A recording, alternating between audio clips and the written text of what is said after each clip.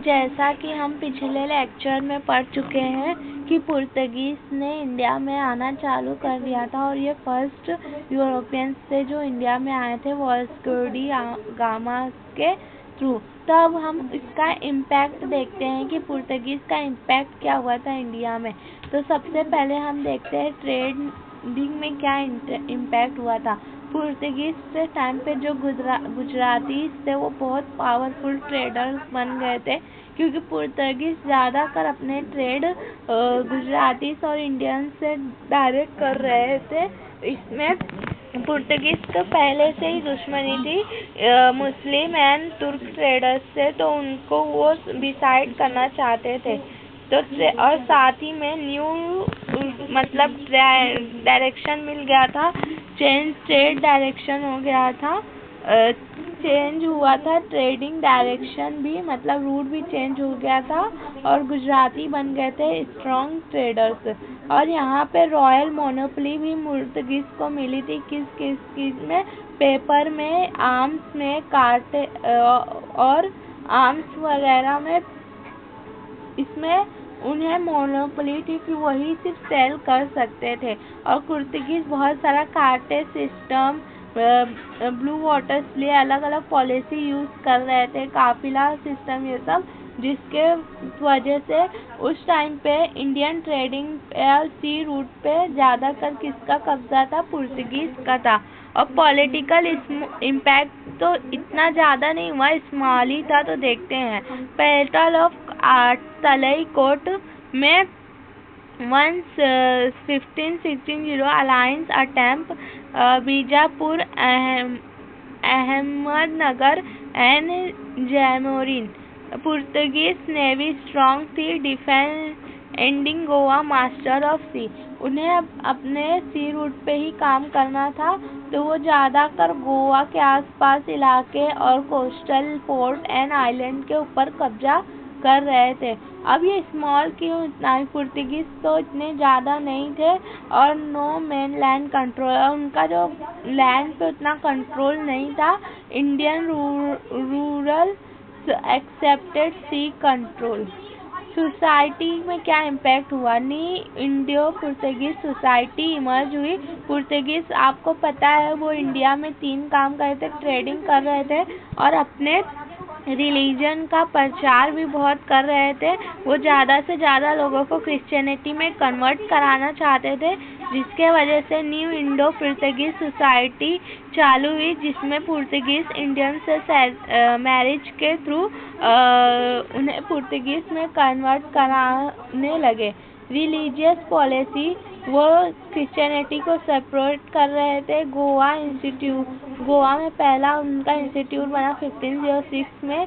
Hindus and Muslim का relation उनके साथ अच्छा नहीं था, वो उन्हें प्रेशराइज भी कर रहे थे। और न्यू क्रॉप्स भी उन्होंने इन्वेंट किए, जैसे वो अफ्रीका से अदर कंट्री से लाए थे, जैसे पोटैटो, टोबैको एंड माजी। और पुर्तगीज उस टाइम पे इतना टेक्नोलॉजिकली एडवांस नहीं था, तो इतना टेक्नोलॉजी में एडवांसमेंट नहीं था। अब डिक्लाइन देखते हैं पुर्तगीज का कैसे हुआ। तो डिक्लाइन में तो सबसे पहले यही था कि जो न्यू अदर यूरोपियंस पावर आ रही थी इंडिया में, उनके साथ उनका कॉन्फ्लिक्ट होने लगा। ब्राज़ील में भी डिस्कवरी हो गई थी गोल्ड की, तो उनका फोकस वहाँ शिफ्ट हो गया। डच और इंग्लिश की रिवाली। सिग्निफिकेंस क्या है? यूरोपियन एज, मिलिट्री कंट्रीब्यूशन था, शिप बिल्डिंग बहुत अच्छा था और कल्चरल कंट्रीब्यूशन भी। अब देखते हैं Dutch East India company. Dutch East India company after Portuguese के बाद आई 1602 में चार्टेड के थ्रू, जिसे डच गवर्नमेंट ने दिया था। एम क्या था उनका एम शुरू से ही था कि स्पाई आइलैंड, जो कि इंडोनेशिया के आसपास है, उसके ऊपर उनको कंट्रोल करने का था और स्पाइसेस पे, और वो ऐसा एक्सचेंज यूज करते थे स्पाइसेस आइलैंड से। Dutch factory in India. Dutch की फैक्ट्रीज कैसे लगी देखते हैं। तो फर्स्ट फैक्ट्री लगी डच की 1606 में पट्टीपुली, मसूलीपट्टनम में।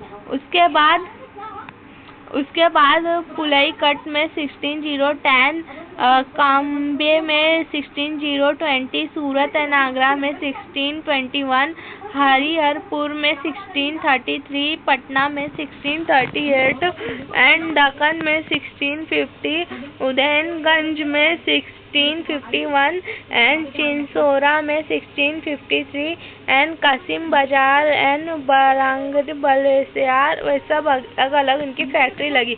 कुछ फैक्ट्री इनकी बंद भी हो रही थी। तो देखिए गोलकंडा में जब उनका वहाँ के रूरल से फाइट हुआ, वॉर हुई, तो ट्रीटी के अंदर गोलकंडा एंड नागलवंचा में उनकी 2 फैक्ट्री क्लोज हो गई पॉलिटिकल प्रॉब्लम की वजह से।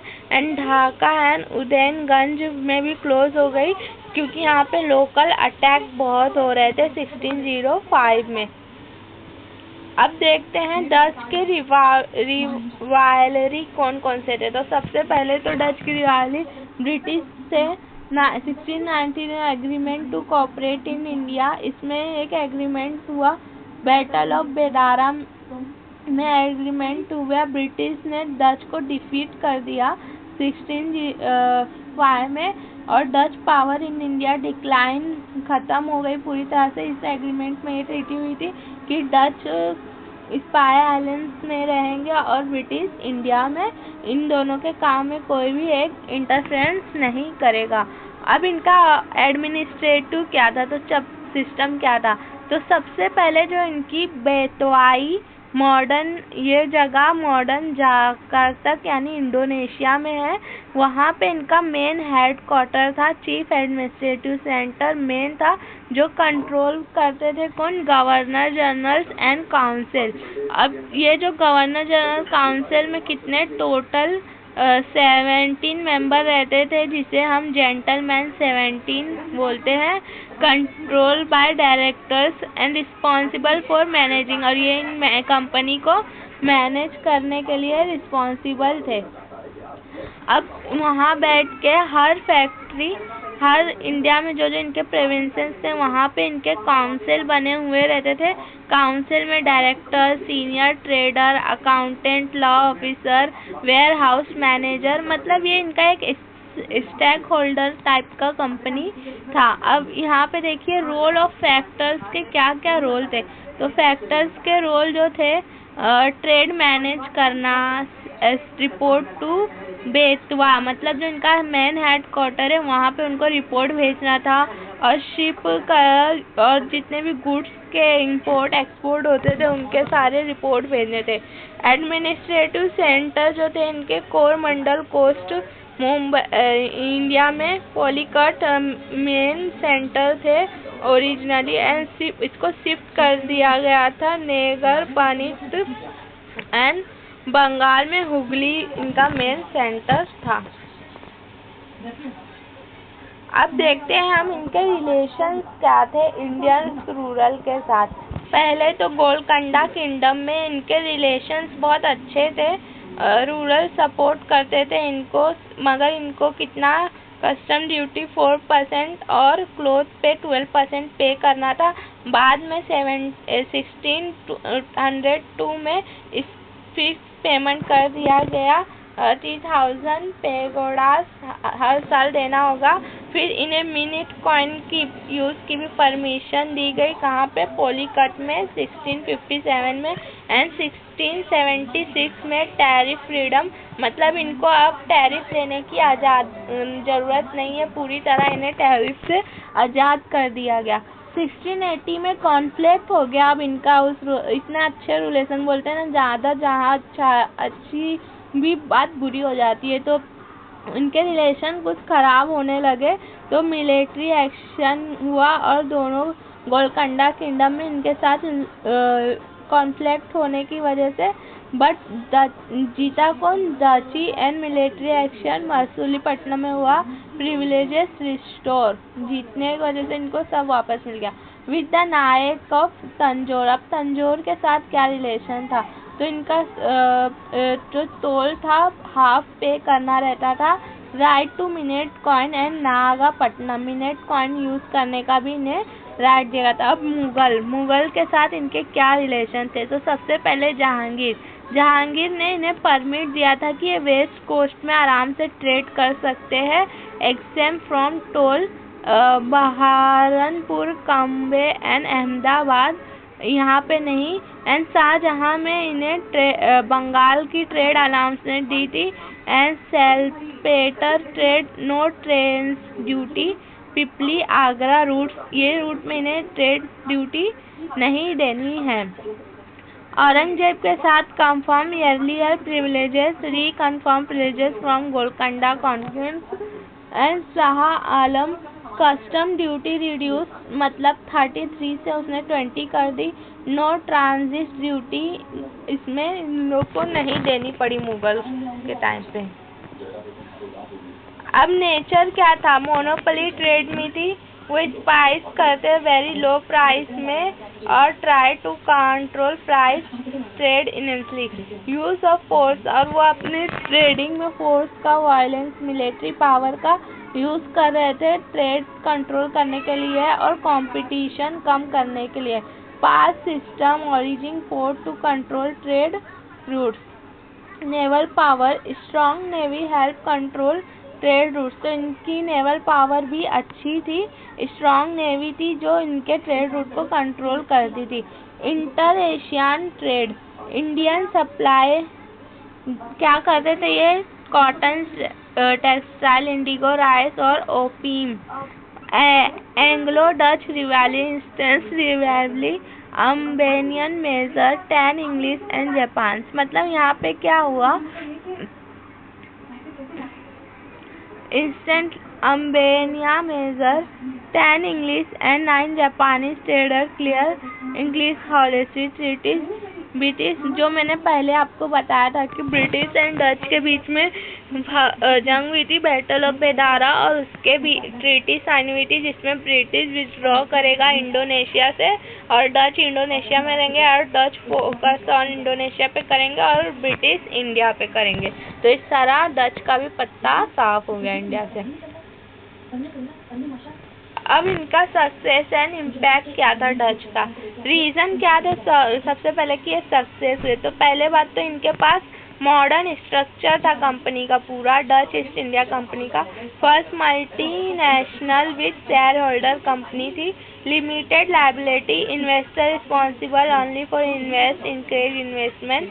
Religious, not focus on conversation, मतलब ये पुर्तगीज की तरह नहीं थे कि ये रिलीजियस कन्वर्सेशन पे फोकस कर रहे थे, ये सिर्फ ट्रेड पे ही फोकस कर रहे थे। तो ये एक इनका एडवांटेज में भी था कि लोग इन पे यकीन कर रहे थे, उन्हें easily trades right. Access to gold, और इनके पास गोल्ड का एक्सेस था, ये अफ्रीका से गोल्ड कलेक्ट करते थे और इंडिया में उसे एक्सचेंज के रूप में यूज करते थे। बेटर शिप, और इनकी शिप भी बहुत फास्टर, चीप एंड ऐसी शिप थी कि जो require few soldier and comparison to Portuguese.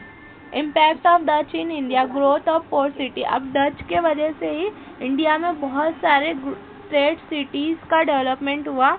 Trade network, existing India network for good. Trade network भी अच्छा बना क्योंकि देख रहे आपकी इनकी कंपनी का स्ट्रक्चर था proper. Role of broker, employ Indian broker for local dealing, और ये इंडियन ब्रोकर्स का यूज करते थे लोकल डीलिंग के लिए। इंक्रीज इन बिलियन मतलब gold and silver, broad gold and silver to India, increase money supply क्योंकि इनके पास एक्सेस था गोल्ड का। Development of banking, expand banking firm and financial network.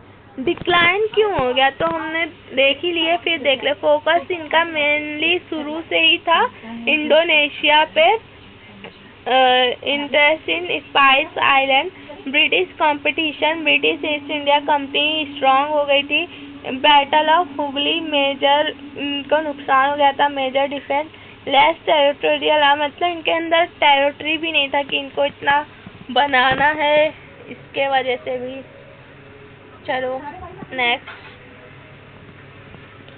Next हमने ये पढ़ चुका है, बस इसका एक माइंड मैप देख लेते हैं। हाउ ब्रिटेन कॉन्क्वेर्ड इंडिया, इसका एक कंप्लीटेड। पहले तो हम देखेंगे बिग पिक्चर क्या था। British east India company India में आई। बैटल ऑफ प्लासी के वजह से ब्रिटिश ईस्ट इंडिया कंपनी को बंगाल पे पूरा कब्जा मिल गया। Why did empire come? Asian trade relation, India trade advantages, Indian expert, ये सब आप एक बार इसे अपने से ही देख लीजिएगा। नेवल पावर है और कार्नेटिक वॉर, डुप्लेक्स स्ट्रैटेजी, ये सब तो आपको भी इजीली याद हो जाएगा। Okay, thank you.